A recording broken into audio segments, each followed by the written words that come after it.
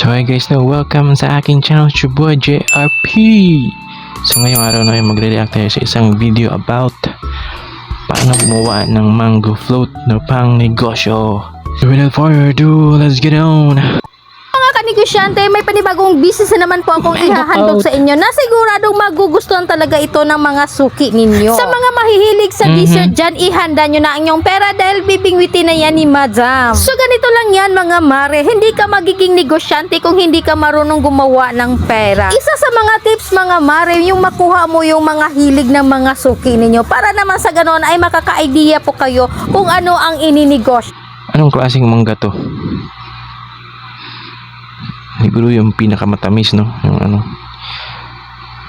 May tuod ba sa Tagalog na mangga? Tuod. Kasi dito sa amin, tuod yung pinaka ano eh. Matamis. Hindi ko alam kung anong pinaka ano, no? Hindi naman siguro Indian mango to. Ninyo. Kaya for today's video, gagawa po tayo ng mango float dessert. Mango At tamang-tama sa panahon ngayon, mura ang mangga dahil season. Season po talaga sa mangga mga mariko pag summer. Kaya go po kayo sa mga dessert na may mangga. So ayan na, tapos nang na-slice ang O nga no, so kung hindi season, ang mahal ng mangga. Mahal ng mangga dito sa amin din eh.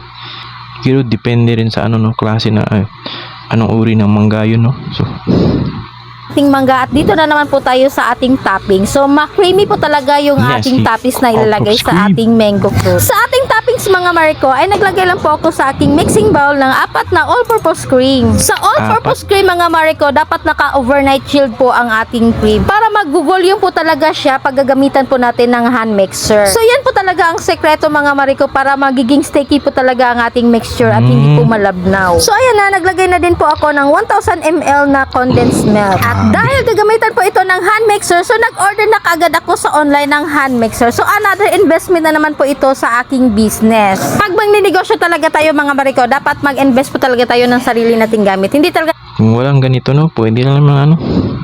Ganun lang oh. Haluin lang mabuti no. Pero pag may budget, dapat talagang bumili nito no para isang pindot lang eh.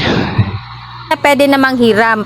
Iwas po tayo sa mga basher mga mariko. Alam niyo naman na hindi lang po sa social media ang basher, meron din po sa ating mga kapitbahay mga mariko. So madali lang po siyang gamitin mga mariko at easy to mix ka na lang dito mga mariko. Magaan lang po siyang gamitin at hindi po talaga siya hassle.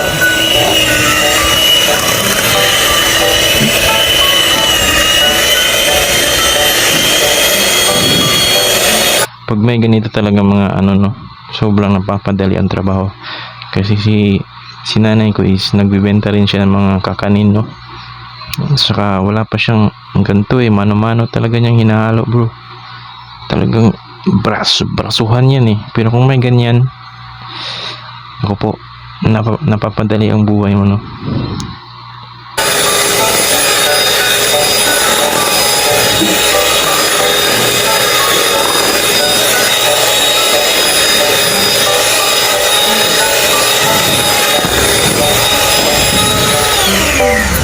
Tapos nang ma-mix ang ating toppings at dito na naman po tayo at pwede na po tayong magsimula sa ating portion. So meron po akong 4 na packs na graham biscuit. At sa top naman guys, yung lalagyan ng ating mango float ay meron po akong 15 pieces.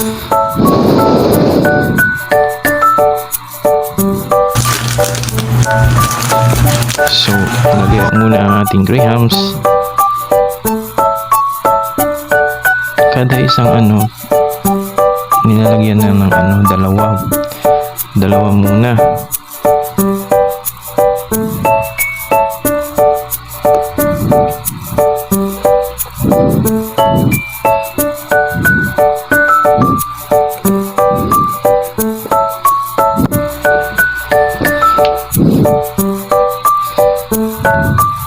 Mangga.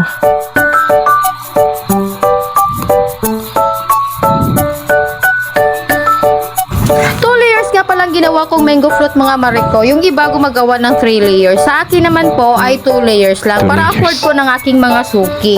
So ayan na, tapos na. Ang ano kasi pang negosyo yan eh, hindi naman yan pangkain. So dapat talaga maano ka rin sa ingredients mo no. Basta kung pang negosyo talaga dapat ano lang, practical yung ano no. Kung kakainin niya lang yan, baka 4 na layer yan eh. Kung sa kuan lang, personal lang nakain lang, sila lang kakain yan. 4 yan. Pero itong pang negosyo, 2 lang para practical. Ang first layer at dito na naman po tayo sa second layer at same process pa din po sa first layer ang ating gagawin. So ngayon, pag-usapan po natin yung puhunan kung magkano ba ang nagastos sa atin 15 pieces tubs of mango float. Kumastos lang naman po ako dito sa halagang 763 pesos. Ang benta ko po sa isang tub ay 80 pesos. So pagbabenta po siya lahat sa 15 pieces ay aabot po sa halagang 1,200 pesos. Samantala, ang puhunan ay 763 pesos. So kumikita po ako sa isang batch sa halagang 437 pesos. So, saan ka pa? So, pwede nyo po itong made to order o kaya mangulit po kayo ng orders para easy to make na lang at easy to deliver na lang sa ating mga suki.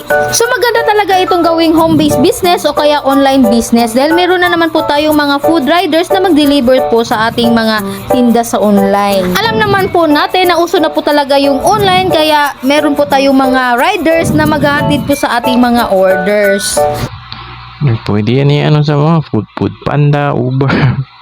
Pag ganun ba kailangan kang may account sa Uber Eats or Food Panda?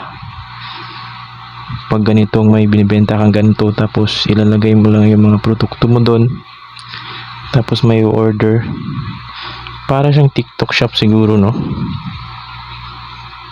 Hindi lang natin alam ang proseso niyan or shoutout nga pala kay Darlene Don Udtuhan watching from Davao. So, hi po sa inyo. Salamat po sa panonood ng aking video. And then, shoutout din po kay Lisa Collado watching from Rojas, Isabela. So, hi po sa inyo. Salamat po sa panonood ng aking channel at sana po ay hindi po kayo magsawa sa panonood ng aking mga video. Sa mga gustong magpa-shoutout dyan, i-drop nyo na sa comment section kung taga saan ka para sa next. So after siguro yan ipapalamigin yan, no? Video ko, ito na po ang isusunod kong i-shoutout. Yan.